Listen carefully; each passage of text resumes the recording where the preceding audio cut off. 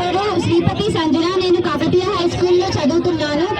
Government ఆరోగ్య భద్రత ఆత్మనిర్భర భారత్ అని అంటుంది. By 2047 economy should developing country should become developed country అని అంటుంది.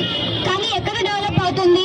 ఇంట్లో ఆడపిల్లలు ఏడుస్తుంటే వద్దమ్మా ఆడపిల్లలు ఏడవకూడదు, సాక్షాత్తు లక్ష్మీదేవి ఏడుస్తున్నట్టు అంటారు. అదే ఒక ఆడపిల్లని మధ్య చేసి చంపేస్తే అంత కిరాతకంగా అప్పుడు భూమాత క్రోధించదా? ఇదెక్కడి న్యాయం? We want justice. School education have to be change. ప్రతి ఒక్క అబ్బాయికి అమ్మాయికి గుడ్ టచ్ ఏది, బ్యాడ్ టచ్ ఏది అనే డిఫరెన్షియేషన్ తెలియాలి.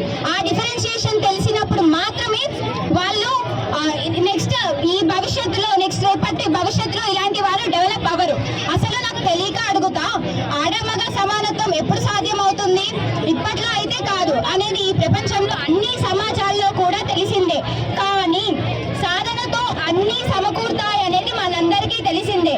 ఈ నమ్మకంతో ఐక్యరాజ్య సమితి 2030 సంవత్సరం నాటికి గడువు నిర్ణయించింది.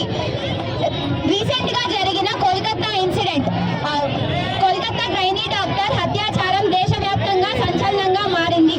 అమ్మాయిలని తక్కువగా చూసే కోణం మారాలి. అమ్మాయిలు ప్రేమాభిమానాలకు, అభిమానం, అనురాగాలకు సూచిక లాంటి వారు. నాకు ఒకటి అర్థం కాదు, అబ్బాయిలు ఏదో చేసుకున్నా సహించే ఈ సమాజం అమ్మాయిలు తనకి తాను నచ్చిన డ్రెస్ వేసుకుంటే ఎందుకు సహించదు? ఇలా చూసే కోణమే మారాలి అంటున్నాం. ఇలా చూసే కోణం మారినప్పుడు మాత్రమే మన దేశం కూడా బాగుపడుతుంది. అదే మన ఇంట్లో మన అక్క కానీ మన చెల్లి కానీ అలాంటి డ్రెస్సెస్ వేసుకున్నప్పుడు మనం చూసే కోణం ఎందుకు మారదు? మనం వీళ్ళని మన సిస్టర్స్ లాగా, మిగతా వాళ్ళని వేరేలాగా చూడడం ఎంతవరకు కరెక్ట్? ఇలాంటి చూసే కోణమే మారాలి. ఆడపిల్లలు మనకి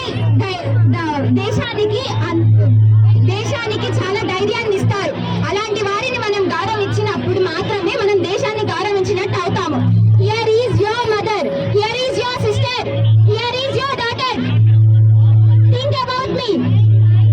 నాకు ఉంటుంది ఒక అబ్బాయిలో బ్రతకాలని, నాకు కూడా ఉంటుంది. ఎందుకు ఉండకూడదు? మేము ఒక అబ్బాయిలో ఒక మంచి డ్రెస్ వేసుకోవాలని ఉంటుంది, స్వేచ్ఛగా తిరగాలని ఉంటుంది, అండ్ ఇంకా మంచిగా వాళ్ళలాగా విద్యను అభ్యసించాలని ఉంటుంది. విద్యను అభ్యసించి మంచి ఉద్యోగాలు